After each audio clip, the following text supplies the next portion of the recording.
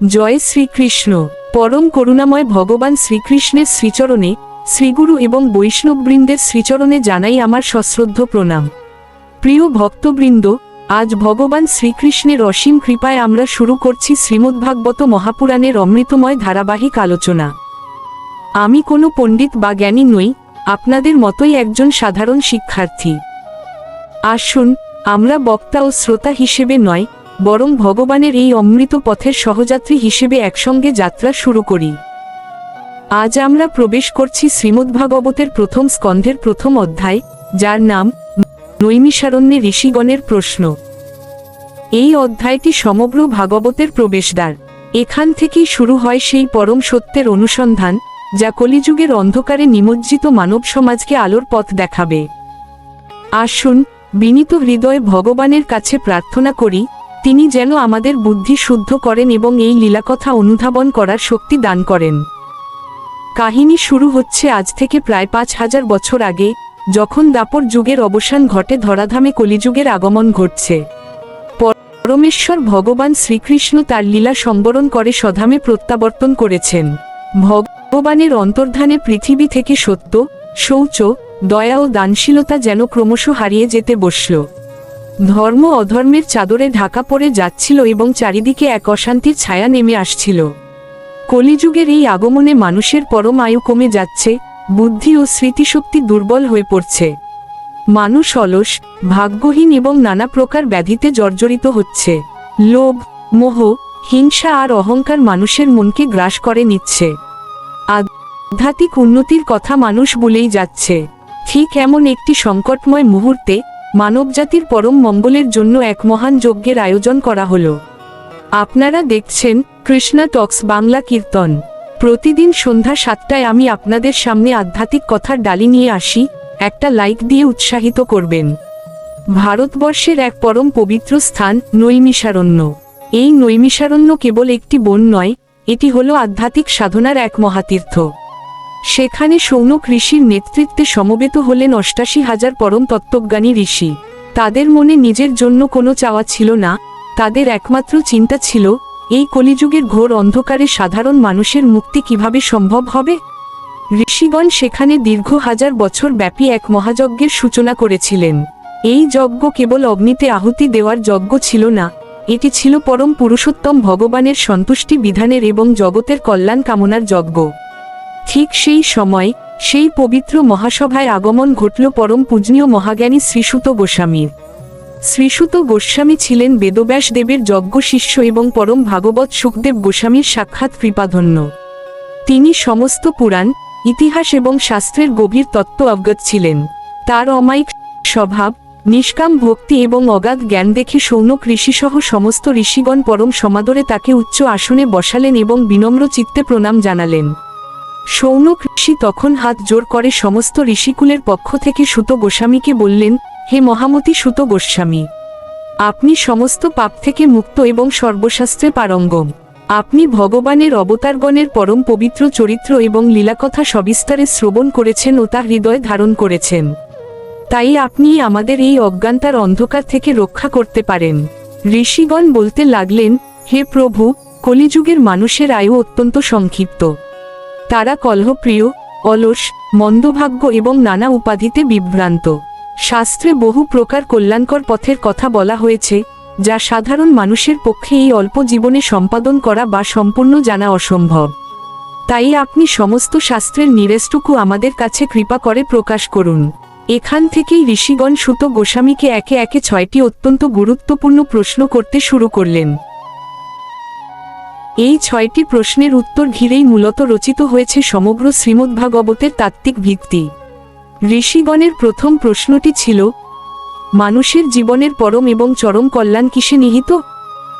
কোন সাধনা করলে আত্মা পরম শান্তি লাভ করতে পারে? এরপর ঋষিগণ দ্বিতীয় প্রশ্নটি রাখলেন, হে সুত গোস্বামী, সমস্ত শাস্ত্রের সারমর্ম বা নির্যাস কি, যা সাধারণ মানুষ সহজে আচরণ করে পরম গতি লাভ করতে পারে? কারণ এই কলিযুগে দীর্ঘ ও কঠিন সাধনা করা সাধারণ মানুষের পক্ষে অত্যন্ত কঠিন। ঋষিগণের এই প্রশ্ন ছিল মূলত আমাদের মতো সাধারণ মানুষের প্রতি অপার করুণার বহিঃপ্রকাশ। ঋষিগণের তৃতীয় প্রশ্নটি ছিল অত্যন্ত মধুর। তারা জানতে চাইলেন পরমেশ্বর ভগবান শ্রীকৃষ্ণ তার এই ধরাধামে আগমনের মূল উদ্দেশ্য কি ছিল।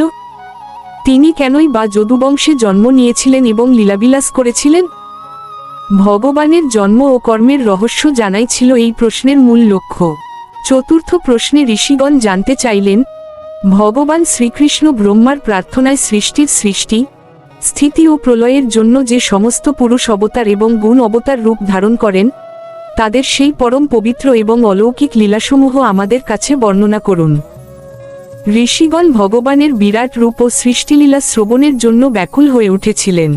পঞ্চম প্রশ্নে ঋষিগণ শ্রীকৃষ্ণের পরম মধুর লীলাসমূহের গভীর তত্ত্ব জানতে চাইলেন।